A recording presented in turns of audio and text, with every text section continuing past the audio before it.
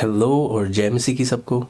हम फिलिपियों तीसरे अध्याय में थे और हमने देखा कैसे पौलुस कह रहा है सावधान रहना उन लोगों से जो कानून और विधियों पर ज़्यादा ध्यान देते हैं, जो लोग सारा ध्यान केंद्रित करते हैं कामों पर, कि ऐसा करने से ही हम सच्चे विश्वासी कहलाएंगे।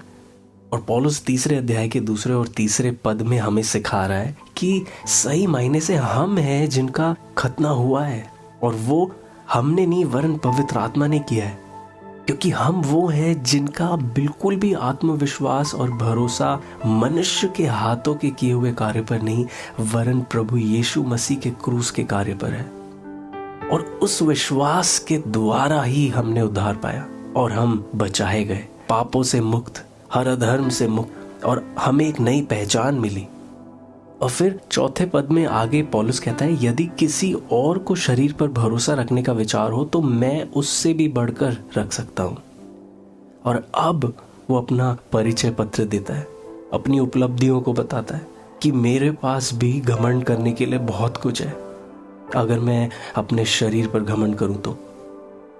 5वें पद में कहता है, 8वें दिन मेरा खतना हुआ, इज़राइल के वंश और बेन्यामीन के गोत्र का हूं, इब्रानियों का इब्रानी हूँ, व्यवस्था के विषय में यदि कहो तो फरीसी हूँ, और उत्साह के विषय में तो कलीसिया का सताने वाला, और व्यवस्था की धार्मिकता के विषय में यदि कहो तो निर्दोष था।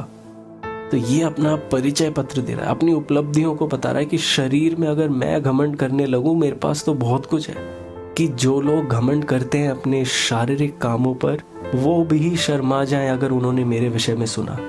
वो कह रहा है 8वें दिन व्यवस्था के अनुसार मेरा खतना हुआ, सच्चा इजरायली हूं मैं और बेन्यामीन के गोत्र का हूं, इब्रानियों का इब्रानी हूं, मतलब मेरे माता और पिता दोनों इब्रानी थे, मैं जन्म से ही इब्रानी हूं। और अगर व्यवस्था के विषय में देखें तो मैं फरीसी हूं। और अगर आप मेरे उत्साह को जानना चाहो तो फिर आपको मैं बता दूं कि मैं कलीसिया का सताने वाला था, विश्वासियों को मैंने सताया है। फिर कहता है, व्यवस्था की धार्मिकता के विषय में अगर तुम पूछो मुझसे तो मैं निर्दोष हूं, उसकी विधियों के बारे में तुम पूछो तो मैं निर्दोष हूं, क्योंकि मैं गर्व से सब कुछ पालन करता था। कई बार हमारे भी अपने कार्य, जो कुछ हम करते हैं, हमारी पहचान बन जाती है। कई बार जो कुछ हम करते हैं अपने जीवनों में, वो हमारी पहचान बन जाती है। हमारी उपलब्धियां, जो कुछ हमने किया हो, या मान लो हमारे विश्वासी जीवन में हमारे कुछ अनुभव प्रभु के साथ, कुछ अलौकिक बातें, वो हमारी पहचान बन जाते हैं। और ये गलत है, क्योंकि हमारी पहचान हमें तब मिली जिस दिन हमने प्रभु यीशु मसीह को ग्रहण किया अपना उद्धारकर्ता और स्वामी मानकर। कहा हम घोर अंधकार में थे, उसने हमें एक पहचान दी। हमारे अनुभव, हमारी उपलब्धियां, ये सब उस रिश्ते का फल है जो हमारा और परमेश्वर के बीच है। पर हमारी सही पहचान प्रभु यीशु मसीह के क्रूस के द्वारा हमें मिली, और उस पर जब हमने विश्वास किया, उसने हमें नई सृष्टि बनाया, उसने हमें पहचान दी, हर अंधकार के बंधन से छुड़ाया, कि आज हम नई सृष्टि कहलाएं, एकदम नई सृष्टि जो ना पहले कभी थी ना होगी। तो हमारा घमंड और हमारी उपलब्धियां प्रभु यीशु मसीह में हो। परमेश्वर के राज्य को हम परिभाषित नहीं कर सकते अपने कार्यों के द्वारा। कितनी चंगाई हमने की, कितनी प्रार्थनाएं हमने की, कितने घंटे हम प्रार्थना करते हैं, ये हमारी परिभाषा नहीं है। ये उसके राज्य की परिभाषा नहीं है। परमेश्वर के राज्य की परिभाषा है, मैं कौन हूं।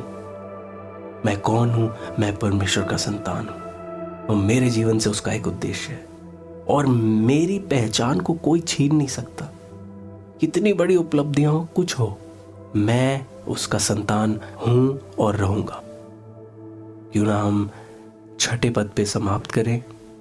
मुझे उम्मीद है आपने कुछ ना कुछ इन पदों से जरूर सीखा होगा। बाय।